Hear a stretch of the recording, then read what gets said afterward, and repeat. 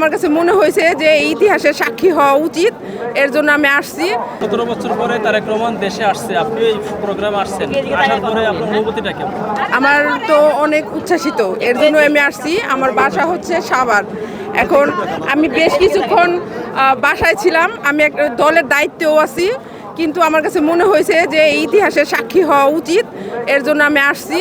যে সরাসরি দেখতে পারবো না, হয়তো বা মিনি টিভিতে দেখতে পারবো, কিন্তু তারপরে তো দেখতে পারবো, তার কথাগুলো তো শুনতে পারবো যে সে দেশের মাটিতে প্রথম পা রাখছে, সেই জায়গায় আমিও একজন ব্যক্তি ছিলাম।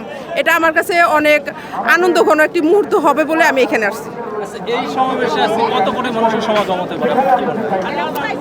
এখন সেটা আমি 1 কোটির কাছাকাছি হবে আমার সাধারণ এক ধারণা, সেটা আমি আর কি বললাম, কিন্তু আমি আদৌ জানি না কত হবে, কিন্তু আমার ধারণা 1 কোটির কাছাকাছি হবে। অনেক নেতাকর্মী বলছে যে 3 থেকে 4 কোটি, আবার কেউ কেউ বলছে যে 10 কোটি। আপনি কত কোটি মনে করছেন? আমি আসলে তারা তো বিভিন্ন সারা বাংলাদেশের যেহেতু মানুষ আসছে, তাহলে হইতে পারে এরকমও, কারণ আমি বলতে পারবো না। আর যত লোক এইভাবে আসতেছে, আরও সময় আসতেছে, আরও মানুষ আসবে, তাহলে মনে হচ্ছে যে এরকম হবে, আশা করা যাচ্ছে।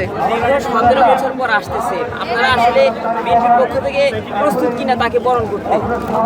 প্রস্তুত দেখেই তো এত মানুষের সমাগম হয়েছে। যদি প্রস্তুত না হইতো তাহলে কি এত মানুষের সমাগম হইতো? এবং সাথে সাথে সাধারণ মানুষ যেহেতু আছে, তার মানে বিশ্বাস করা যায় যে হচ্ছে সাধারণ মানুষও জনাব তারেক রহমানের বাংলাদেশে স্বাগতম জানানোর জন্য অধীর আগ্রহে উৎসুক হয়ে আছে। দুর্বৃত্তরা ওসমান হাদিকে হত্যা করেছে, এনসিপির একজন নেতাকে গুলি করেছে। আপনার তারেক রহমানের উপর কোনো হামলা হবে কিনা আপনাদের? সরকার তো বলছে যে তারেক রহমানের জন্য সর্বোচ্চ নিরাপত্তা নিতেছে। এখন আমরাও দেখতেছি যে তারা নিরাপত্তার ব্যবস্থা করছে। এখন দেখা যাক, সব কিছু আল্লাহর মালিক এবং আল্লাহর উপরে ভরসা দিয়েই চলতে হবে।